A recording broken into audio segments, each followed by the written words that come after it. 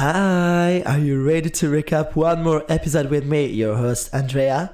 Well, let's go! And here we go again for the second episode of the second season of Drag Race Belgique. Last week we left our 9 queens with a double shantay and we saw them walking in the workroom without reading a mirror message.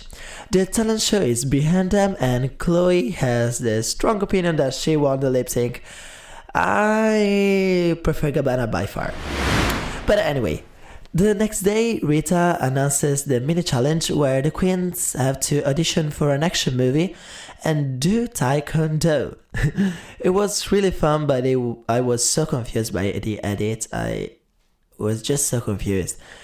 But Madame Yoko ends up winning, and she's the first one to spin the wheel. In fact, the Maxi Challenge is a design challenge, and the theme is Over the Drag Rainbow, where all the drag queens have to create a dress based on different colors. I love this concept, but I'd be terrified. I don't know how to sew and I'm colorblind, so this would have been a nightmare for me, especially if I got orange or green colors that I hate.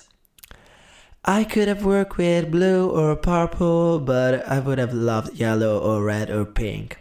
Black and white are colors that can be easy to work with, but can at the same time be very basic and swallow you on the runway.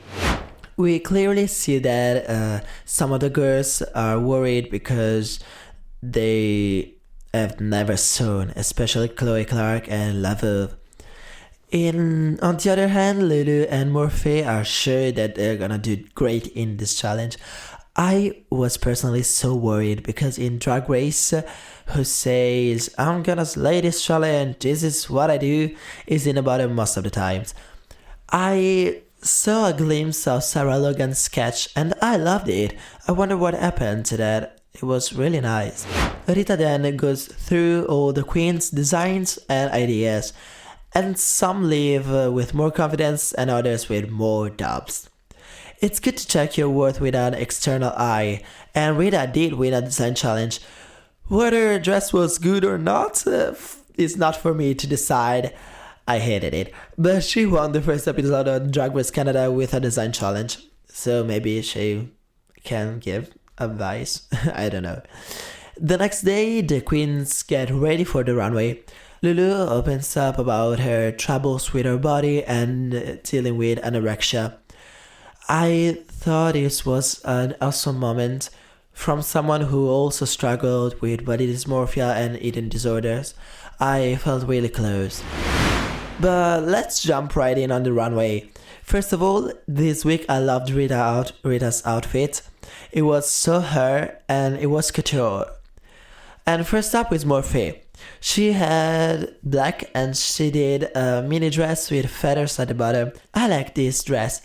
I just wish she was bigger, maybe more feathers going down or something. Seeing the other outfits, I'd also place her in the safe zone. The second to strand the runway is Chloe Clark, who for someone who doesn't sew, did a solid dress with a nice design, but it was a little plain. Next up is Alvilda. She had the orange and I love the fabric that she chose if she chose it. And I agree that it was simple, but I loved it. I think she showed just the right amount of skin. Then we have Gabbana, and I was so proud of her. She had yellow, but she presented herself in a gorgeous gold dress. It was everything to me. The monopants and the sleeves were wonderful.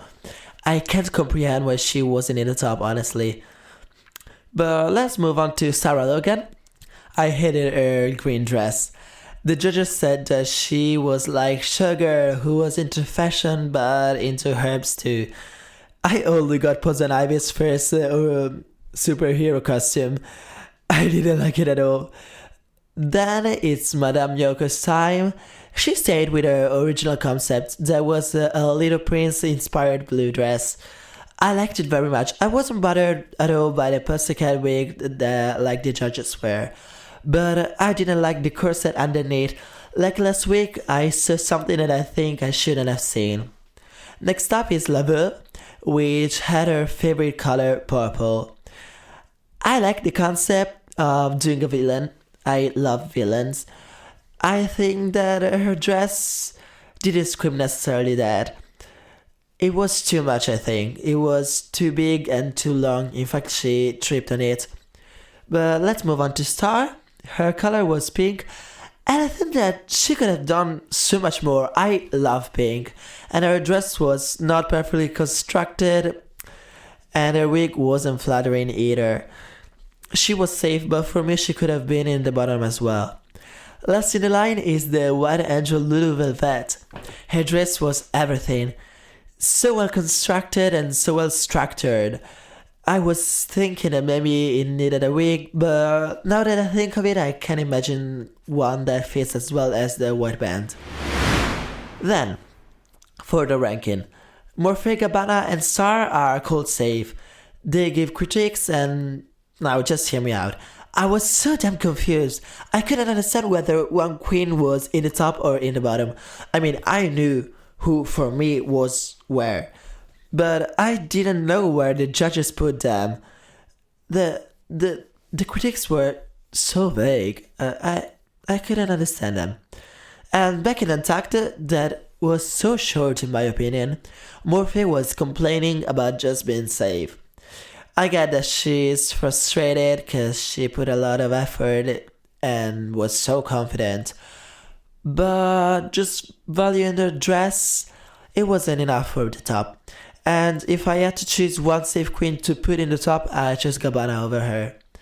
Anyway, at the end of the day, there are 3 tops. There are Alvilda, Madame Yoko, and the winner Lulu Velvet that I agree on. In the bottom, we have Chloe Clark, Sarah Logan, and Lavu. Sure, it was shocking to see last week's winner in the bottom, but with that outfit, well, I think that if it was a 12 Queens season, she could have been safe. But there were only 9, and someone must be in the bottom. I hope that the Queens critiqued remain 6 with 3 tops and 3 bottom. It feels more equilibrated. And then again with a lip sync song in English, I won't comment any further. Everybody makes some choices, but that was a choice. I was very bored during the lip sync. It was a very boring lip sync. I couldn't stop thinking that River Medway and Theresa May were double sashayed on a way better one. But in the end, Chloe saves herself a second time in a row and generates this season pork chop, Sarah Logan. You'll be missed, girl. Next week is the girl group challenge. I love this kind of challenge, especially if they do different song. I get kind of bored if they do the same song. Just do it one time then. But anyway, I hope that nobody make the classic "I'm that bitch, I'm gonna snatch that crown. Yes, bitch, mama, ooh, boost the house down." Oh, but they use their verse to really let us know them, because I still feel that I don't know them very well. Like Sarah Logan. Yes, but I don't feel attached to her in a way that, oh yes, I'll devastated that you're the pork chop, like Mirage or a mandatory meeting that I know everything about and they're the second and third out. Well, I give this episode 7.0 out of 10. It was better than last week's, but it was a bit boring if you allow me. Until next week, you can find me auditioning for some shade or on Instagram, Threads and TikTok at _Andre_DI_PI_. And you can follow me here on Spotify or whatever you're listening in order to remain updated with this and other podcasts. Have a great week. Bye.